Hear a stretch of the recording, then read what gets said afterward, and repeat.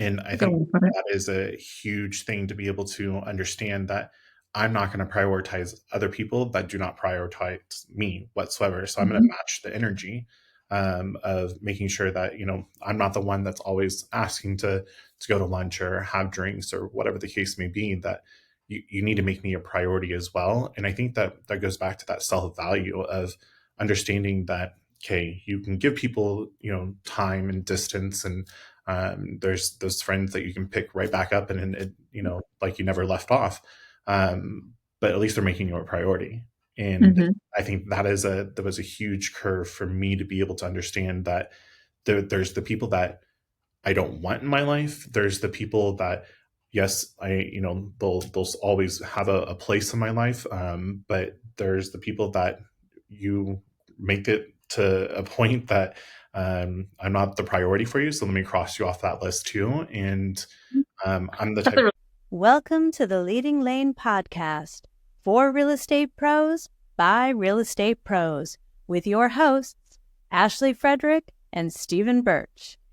If you're looking for an honest, authentic, and raw perspective, you found it. All right, welcome to the Leading Lane podcast.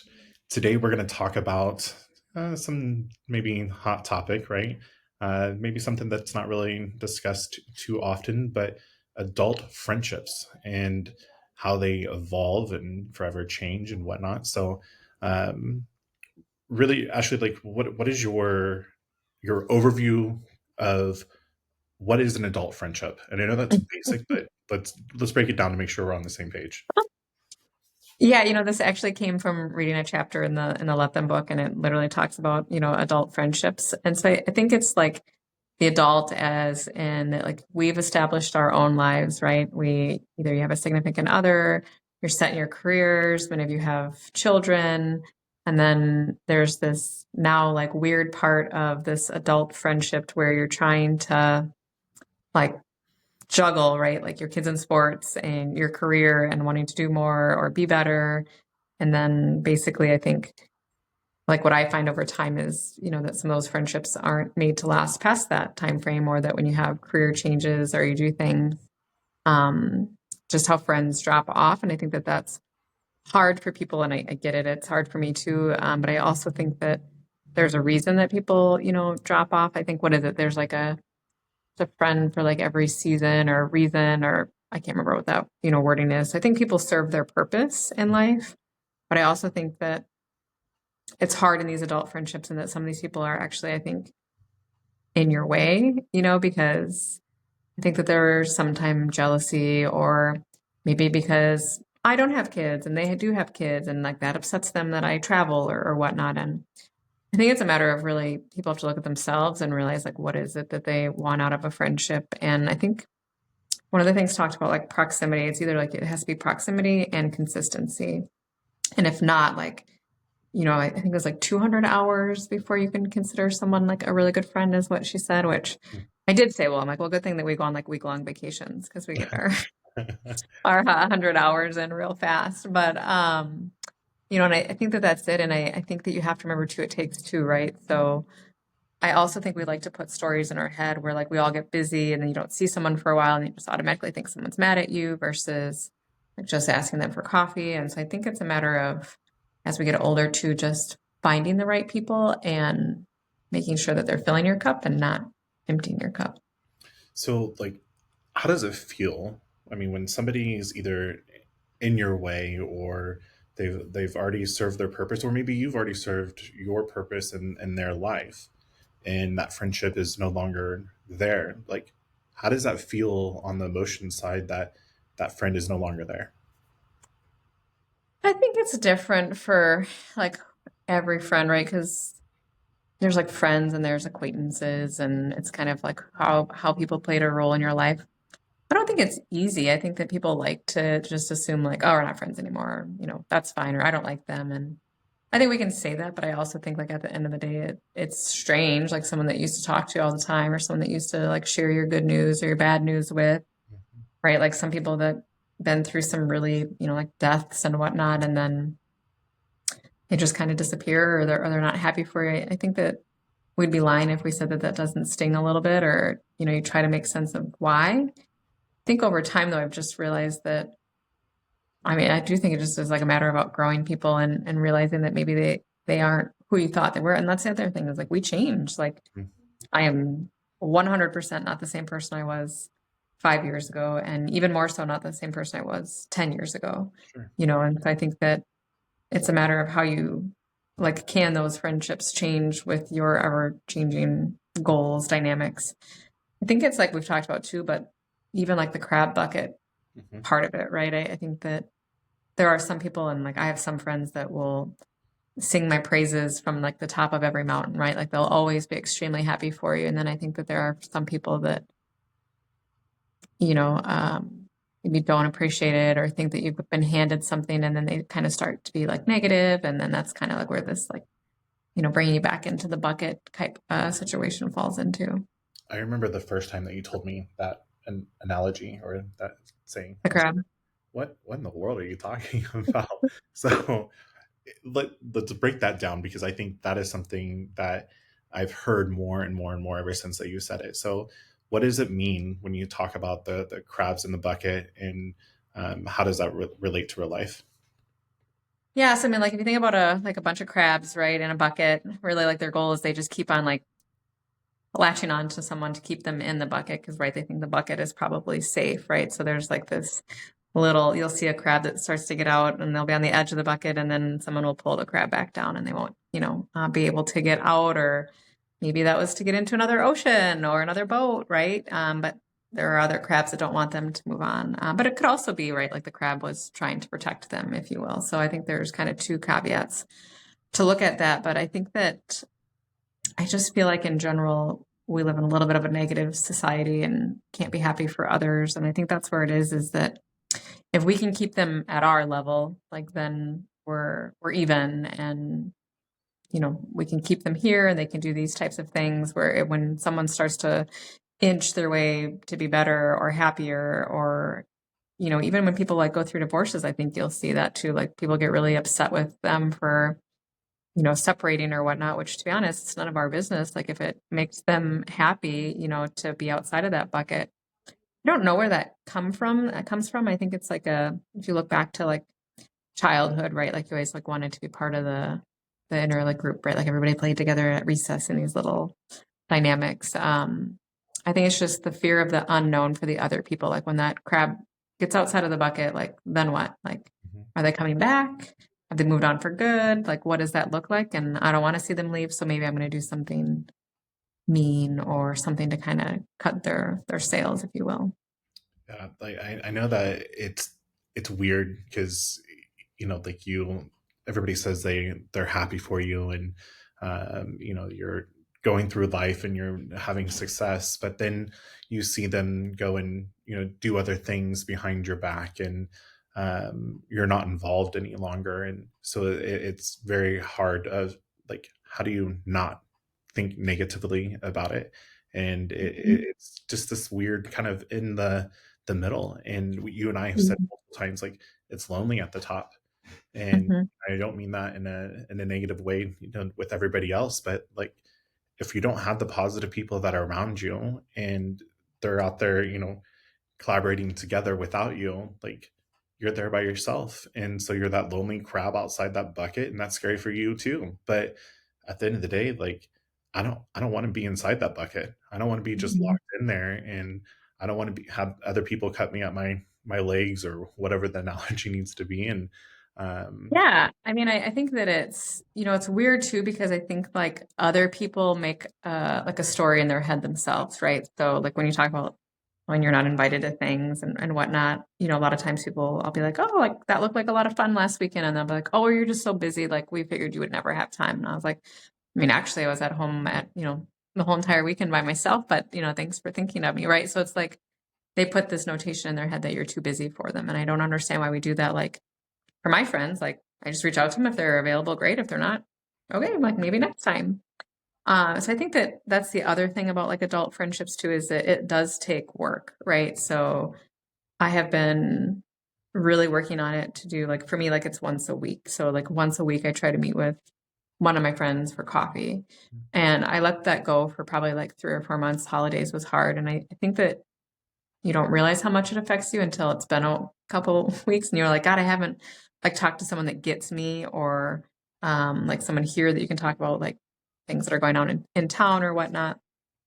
So that's been really helpful. Like 2 weeks ago, I met with, one of my girlfriends. We had a great coffee, and like, like it's those meetings when you like feel, not meetings, but get-togethers, and you're like, oh my God, I'm so glad. And it like the hour passed in like 5 minutes, right?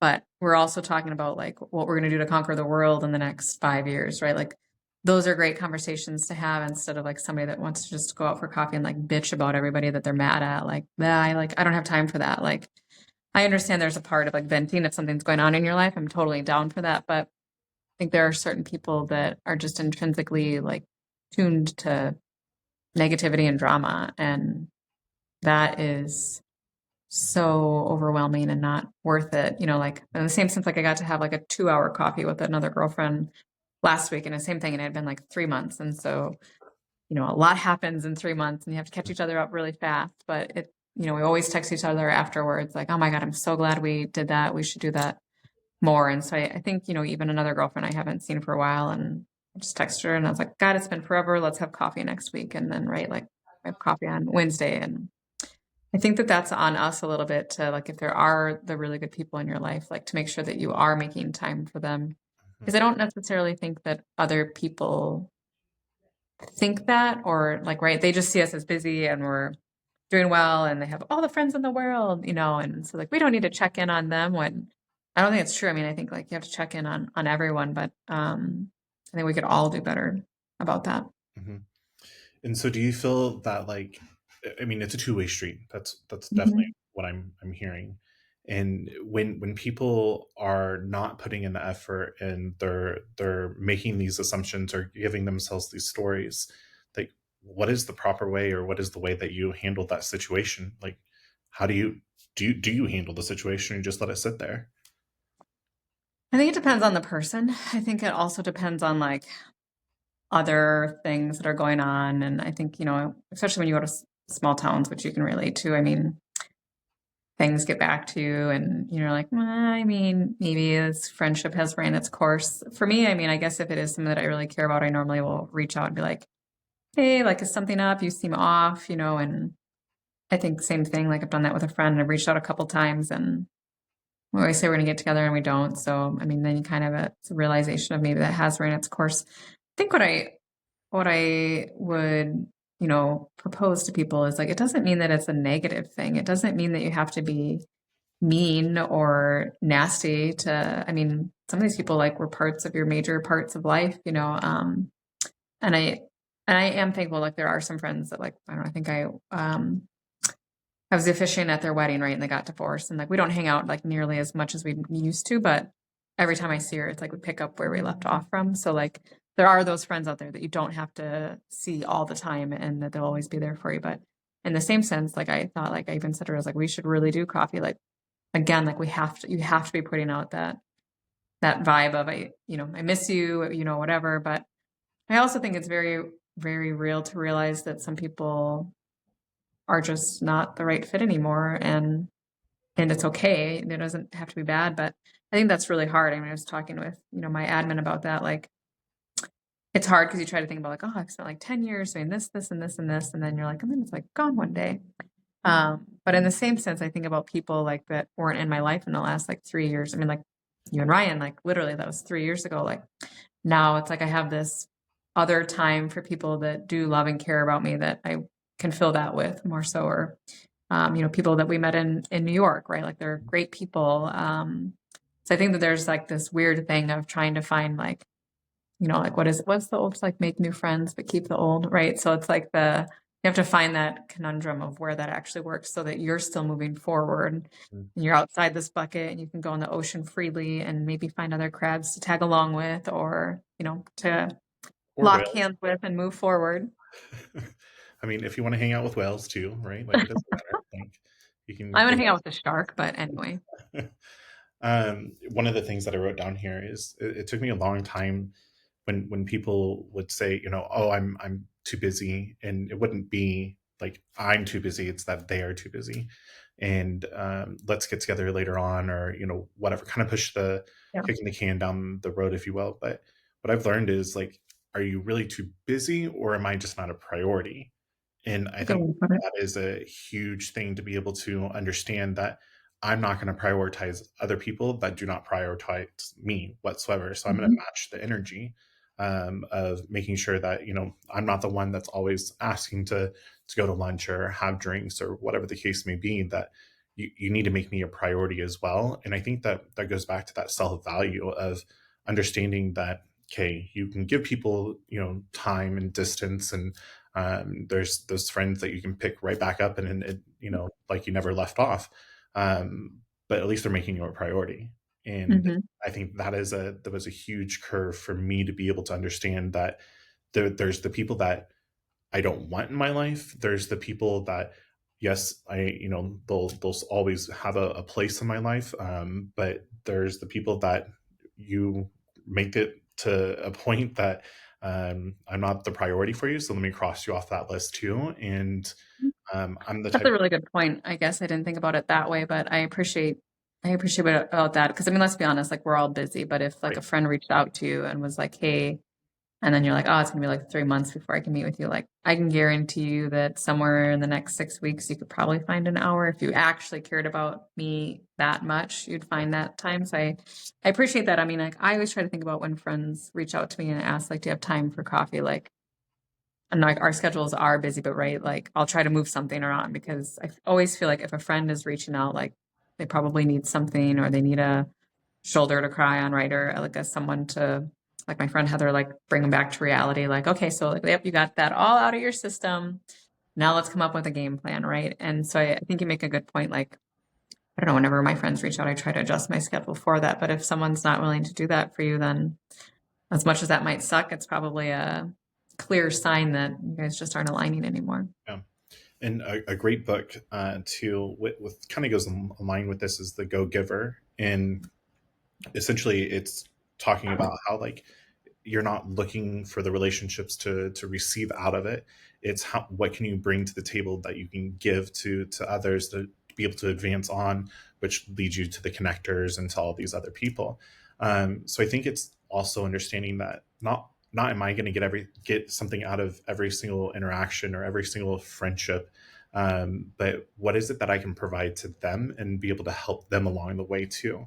So it is a weird, like, balance, if you will, of, Mhm. yeah, you have to be a priority, you have to make the time, it's a two-way street. But am I giving enough for them to be able to receive it, and then are they giving enough as well on both sides of that I think relationship? the thing that I liked, the thing that started, this probably goes back like 6 or 7 years ago, but I kind of started to just judge like how I felt after I left a certain friend. Like, did you feel drained or did you feel good or did you feel empowered? And I hope that for the most part, when people like leave me, that they're feeling empowered or like want to go conquer the world. But I think I started realizing that there were people in my life that every time like I saw them, I was like, ugh, like it's just like this. Oh God, like well, who are we going to talk about? Like I can't do it. I don't want to do it. Mhm. And I strategically started cutting those people, and that's hard because they were part of your life, know a lot of things, but then you're just.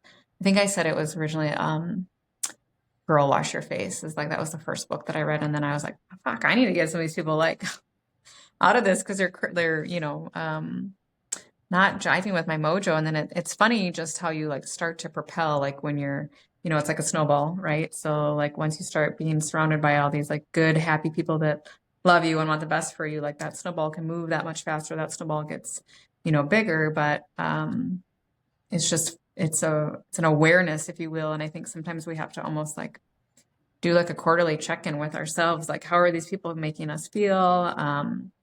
I think that social media it can be good and bad. We talk about that all the time, but I also think that there's an unhealthiness of people, I think, do things or say things on social media to in a roundabout way try to hurt someone's feelings, and like I don't have time for that. I think I can look back at like Facebook posts from like 15 years ago and be like, well, God, I must have posted that meaning for someone to read that. Right. Right. But now we're like grown adults and like get your shit together. And like you see those things and it's just, it's sad. And again, I think people read into it. And I think there's a facade to Facebook of how people, who they spend time with or how they spend their time. And let's be honest, like not everybody shares everything on Facebook. Like people wouldn't know probably the half the stuff that you and I do or go or people that we talk to because I just don't share it all. And there are some people that like to share, and I just choose to share what I want to or what I think might help someone.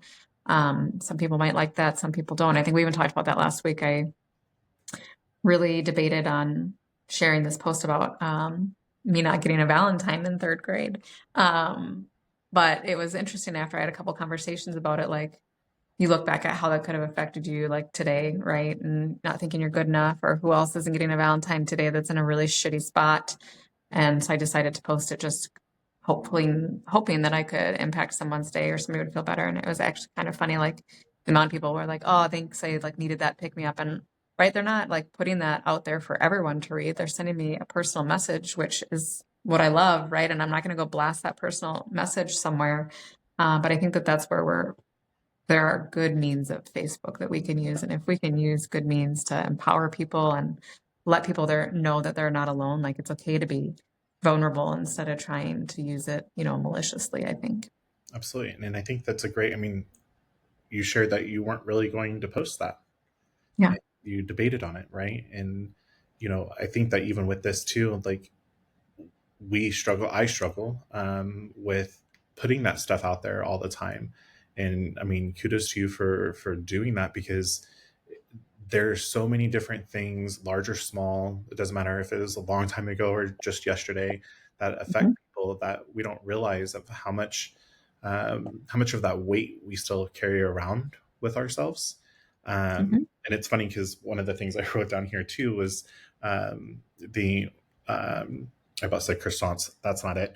What is the flour that you used to get like in middle school? Chrysanthemums? What are they? Chrysanthemums? Chrysanthemum?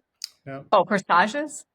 but it's not a corsage. It's like, or is it the flour corsage? I'm thinking corsage, like, but anyways, whatever the freaking Chrysanthemum, I think it whatever. is. But anyway, They, I know what you're going for. they used to we used to do that in like elementary and middle school, to where you can buy the flour and give it to the Valentine or whatever. And it was like the popularity contest. I saw this on TikTok.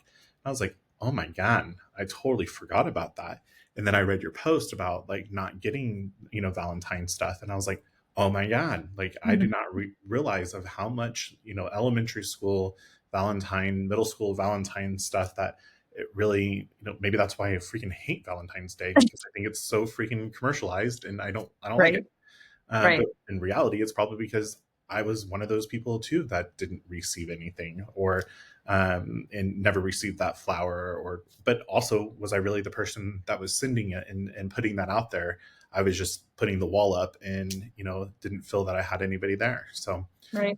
I think, that's the other thing is it's just, we always talk about like if we can impact one person. So, I think same thing, like when I post now, I try to, I mean, obviously I'll do like random good stuff, but when I do like a personal post, I try to just think like, okay, it's gonna be vulnerable, but if it helps one person, then I did my job. And so I did the one about flying, which I mean, I know that there are a lot of people that are deathly afraid of flying right now. right. So I just put it out there that that's how I felt that morning. And there was a girl that commented about how she hadn't, she hadn't flown in like 7 years, but she was going to take my post and reread it when she thought about flying. And I was like, oh my gosh, like, oh, crazy. And then I just commented something like, I can't wait to see a picture of you on the plane. And she sent me like a personal message and it was like, you're such a special human being. Like, I'm so glad our paths have crossed. And like that's what, like, let's use that momentum to help other people and be good and do good things. And I mean, you got a message this morning, and about empowering women, right? Yeah. Women empowering women, and I think that, as we talk about friendships and adult friendships, and I think immediately we think about like the closeness that we are to somebody, sitting right next to me. But in reality, the friendship really spreads across the world, and we have so many different platforms that we can be on and put this positivity out and create these friendships and relationships that are out there, but without removing that negativity and the toxicity in those immediate sphere type of friendships. Would those other opportunities, other stages across the world be open? Would you have the bandwidth for it? Would you be willing to share it? So I think that Right. it has this trickle effect of, yeah, yes, let's remove the people that no longer serve us or we no longer serve them, but now let's get the momentum, the positivity out there, and the more trickle effect that we can have impacting one person at a time, like look how much of a bigger impact that has. And I'd much rather have those types of relationships and the positivity than having 100 freaking people around me every single day. I think you make a good point too. Like we've come such a long way with like proximity, right? Especially with Zoom calls. I mean, like we've done a year's worth of hour-long phone calls, like, right? Like I think that we forget that it isn't just the people that are in our city. Like we have, and it depends on the person, right? But like we have so many ways to, like if, wanted to run something by Neva. So like hop on a phone call with her and I get to visually see her and, have those, even one time we talked to, it's not a video call, but we don't live in the same town, same with you. Like we want to catch up. So we schedule a call and like it's just amazing when you think about like the people that you want to fill your cup with, how important it is to just do those. But I appreciate you saying that too about the other message this morning. Like I think those are the things like it's kind of like she talked about putting her notes in a box, and I have a box. I probably need to get a different box, but normally like when people send me a card or like shout out to my one client, she sent me this lovely little congrats card for Small Business of the Year, but it was just like such an amazing, hardworking office. We're so proud of you and so happy we got to work with you to sell our home. Like I'm going to put these in a box. And when I have shitty days and I think about these shitty friends that shouldn't be in my life, I have to remember all these people that are like, thank you for being you. Thank you for doing that. And so I think you have to remember like they don't live here. Mhm. Right. I think it goes to us too, to just make sure you're reaching out to the people that don't live in town that you do consider close friends. And maybe it's not that you can actually be with them in person, but you can schedule girls' day or a date over the phone, right? So you can feel like you are in the right belonging. Mhm. I mean, we were on Zoom yesterday on a Sunday for Yeah. 2 hours, but we scheduled it. Like we had to put a time to it. But you're right. Like you have to be available, and you have to surround yourself around those people and have conversations with like-minded individuals to push you to where you want to be able to go, and remove the other bullshit noise out of the way. Another phrase that has taken me a long time to realize is four quarters are better than 100 pennies. And I would much rather have four quarters in my corner than 100 pennies now. To where back in the day in high school for popularity, I wanted the 100 pennies, right? So, Great um, analogy. yeah, great conversation as always. So, Mhm. please tune in to our next Leading Lane podcast. And if you have any topics or anything you would like for us to discuss or be a part of our podcast, please reach out. We would love to hear from you. If you've enjoyed today's episode, please like, subscribe, and share with others. Stay connected for more genuine insights and strategies to boost your real estate career on Facebook or check out our website. We'll see you next time.